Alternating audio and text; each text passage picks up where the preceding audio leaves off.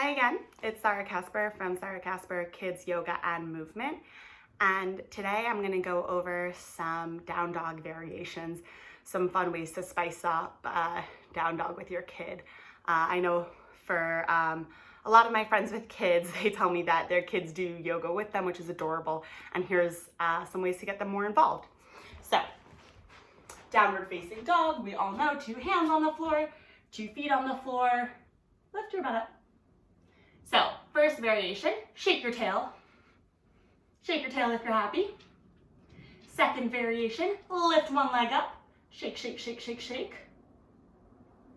Other leg up. Shake, shake, shake, shake, shake. You can do downward dog jumps. Bend your knees, jump up, and see if you can land on your feet. See if you can land on your feet. Sometimes we want to land on our knees. Not great for the body. Landing on your feet. Maybe you can do a different kind of jump. Instead of kicking your tush, maybe you can kick your legs out. Experiment, it's a great one. Another variation for down dog is reaching one arm up, reaching the other arm up. Nice job. And then the last variation we're going to talk about is a down dog twist.